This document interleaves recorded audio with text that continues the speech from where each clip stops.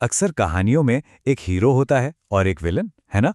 पर सोचिए, क्या हो अगर हीरो और विलन दोनों एक ही इंसान निकलें? आज हम एक ऐसे ही बहुत ही शातिर चोर की कहानी समझने वाले हैं। तो चलिए शुरू करते हैं। कहानी का सार असल में इसी एक सवाल में छिपा है। ये सिर्फ एक चोरी की कहानी नहीं है। नहीं, ये भरोसे और धोखे की एक ऐसी पहेली है जो हमें सोचने पर मजबूर कर देगी। हमारी कहानी की लोकेशन है रामनगर, एक एकदम शांत सुकून भरा गांव जहां हर कोई एक दूसरे को जानता है। मतलब एक बड़े परिवार की तरह रहते हैं सब। जरा सोचिए, एक ऐसी जगह के बारे में जहां दरवाजों पर ताला लगाना जरूरी ही नहीं समझा जाता था। बस ऐसा ही था रामनगर, एक ऐसी जगह जिसकी शांति बहुत जल्द भंग होने वाली थी। और इस भरोसे की सबसे बड़ी वजह कौन था? राजा, गांव का नया नया हवलदार।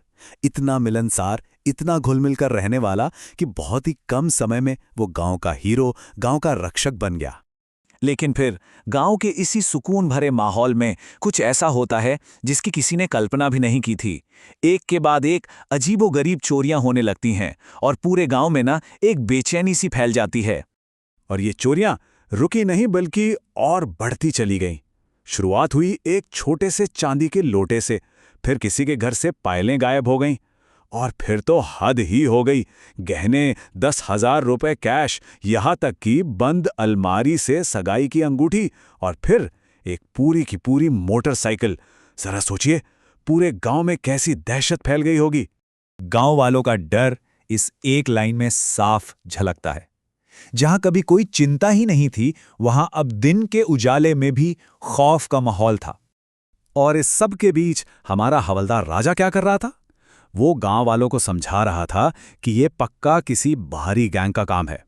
उसने बहुत ही होशियारी से सारा शक गांव से बाहर की तरफ मोड़ दिया। और ठीक इसी माहौल में कहानी में एक नया किरदार आता है, एक अजनबी। और उसके आने से गांव का शक और रहस्य दोनों ही और गहरे हो जाते हैं। तो देखिए, अब हमारे सामने दो लोग हैं। एक तरफ है राजा, जो सबका ख्याल रखने वाला, सबकी चिंता करने वाला रक्षक बना हुआ है। और दूसरी तरफ है ये अजनबी सूरज, जिसकी हरकतें बड़ी अजीब हैं। कहता है कार खराब है, पर उसे ठीक कराने की जल्दी नहीं। गांव में यूं ही घूमता रहता है। और सबसे अजीब बात, उसे रात में पेड़ों और खंभों पर चढ़ते हुए देखा गया है। अब शक तो होना ही था। और देखिए, असली चोर की चालाकी। राजा ने मुखिया के पास जाके सीधे सीधे सूरज पर शक डाल दिया। कहा, जब से चोरियां हो रही हैं, कोई बाहर वाला नहीं आया, अब ये आया है। शक का बीज बो दिया गया था। लेकिन अब कहानी अपने सबसे रोमांचक, सबसे बड़े मोड़ पर पहुंचने वाली थी। एक ऐसा मोड़ जहां सारा सच सामने आने वाला था। तो सवाल वही है, असली चोर है कौन? क्या वो वाकई में ये अजीब सा अजनबी सूरज है, या फिर कोई और? और पहला सुराग मिलता है सूरज की कार से। वो कार जो इतने दिनों से खराब थी, वो चाबी लगाते ही एक बार में स्टार्ट हो जाती है। मतलब सूरज का सबसे बड़ा बहाना झूठा निकला। और फिर सूरज वो एक सवाल पूछता है जो पूरी कहानी का रुख ही बदल देता है। वो भीड़ के बीच में खड़े होकर बस इतना पूछता है, एक मिनट, गांव में इतनी चोरियां हुई, लेकिन ये कैसे हो सकता है कि हमारे हवलदार साहब राजा जी के घर से एक भी चीज चोरी नहीं हुई? बस ये एक सवाल और सबका शक एक बिल्कुल नई दिशा में घूम गया।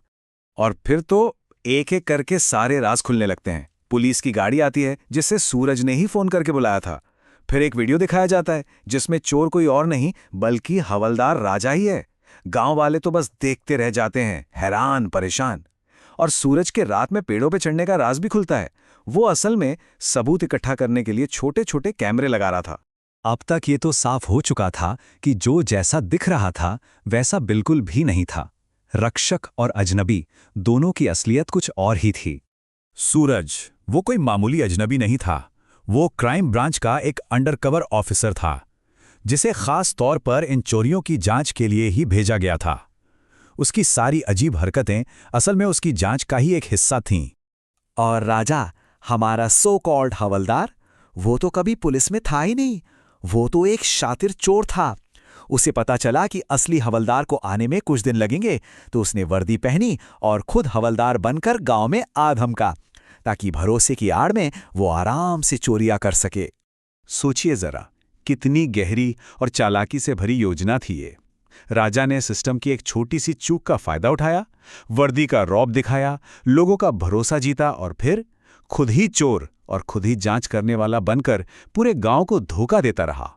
लेकिन कहते हैं ना, झूठ के पांव नहीं होते। धोखे का अंत तो होना ही था। आखिरकार न्याय हुआ और हां, गांव को एक बहुत कड़ा सबक भी मिला। जब राजा के घर की तलाशी ली गई तो चोरी किया गया सारा सामान वहीं से मिला। पकड़े जाने पर उसने मान लिया कि वो बहुत ज्यादा कर्ज में डूबा हुआ था, लेकिन वजह चाहे जो भी हो, गुनाह तो गुनाह होता है। और जैसा गांव के मुखिया ने आखिर में कहा, धोखा देने वाला चाहे कोई भी हो, उसका अंत तो यही होता है। और आखिर में ये कहानी हमें एक बहुत ही गहरे सवाल के साथ छोड़ जाती है। वो ये कि जिन लोगों पर हम आंख बंद करके भरोसा कर लेते हैं, उन्हें हम असल में कितना जानते हैं। ये सोचने वाली बात है ना?